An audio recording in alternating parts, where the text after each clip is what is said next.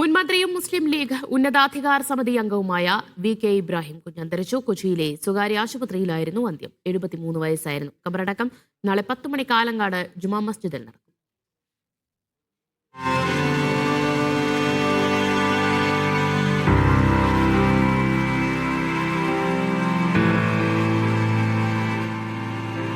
അർബുദബാധിതനായ VK. Ibrahim കുഞ്ഞ് ഏറെ നാളായി ചികിത്സയിലായിരുന്നു. 4 ദിവസം മുമ്പ് രോഗം മൂർച്ഛിച്ചതിനെ തുടർന്ന് കൊച്ചിയിലെ സ്വകാര്യ ആശുപത്രിയിൽ തീവ്രപരിചരണ വിഭാഗത്തിൽ ചികിത്സ തേടി. ഇന്ന് വൈകിട്ട് 3:40 മരണം സ്ഥിരീകരിച്ചത്. ഇബ്രാഹിം സാഹിബിന്റെ വിയോഗം അങ്ങേയറ്റത്തെ വേദനയോടെയാണ് നമ്മളൊക്കെ കേട്ടത്. സത്യത്തിൽ അദ്ദേഹം ഹൃദയങ്ങളിലേക്ക് സ്നേഹപ്പാലം പണിത ഒരു നേതാവായിരുന്നു എന്നുള്ളതാണ്. കളമശ്ശേരി ചാക്കോളാസ് കൺവെൻഷൻ സെന്ററിലെ പൊതുദർശനത്തിനു ശേഷം രാത്രി വൈകി ആലുവ തോട്ടക്കാട്ടുകരയിലെ വീട്ടിലേക്ക് മൃതദേഹം കൊണ്ടുപോകും. ഖബറടക്കം നാളെ രാവിലെ 10 മണിക്ക് ആലങ്ങാട് ജുമാ മസ്ജിദിൽ നടക്കും.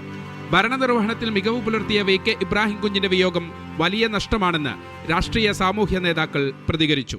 കേരള രാഷ്ട്രീയത്തിൽ വഹിച്ചിട്ടുള്ള പങ്ക് വളരെ വലുതാണ്. കേരളത്തിൻ്റെ വികസന പ്രക്രിയയിൽ വലിയ പങ്ക് വഹിച്ചു. ഇബ്രാഹിം കുഞ്ഞ് ഏറ്റവും ജനപ്രിയനായ ഒരു മന്ത്രിയായിരുന്നു.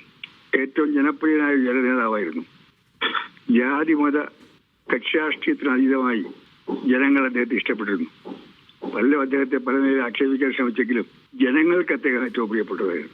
അദ്ദേഹം എല്ലാവർക്കും സ്വീകാര്യനായിരുന്നു. എല്ലാവരെയും കൈയച്ച് സഹായിക്കുന്ന ഒരു പ്രകടനക്കാരനായിരുന്നു.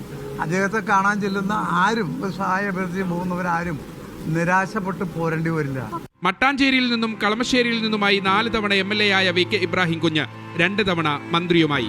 ഐസ്ക്രീം പാർലർ കേസിനെ തുടർന്ന് P.K. കുഞ്ഞാലിക്കുട്ടി രാജിവെച്ച 2005 ഇബ്രാഹിം കുഞ്ഞ് ആദ്യമായി മന്ത്രിസഭയിലെത്തുന്നത്.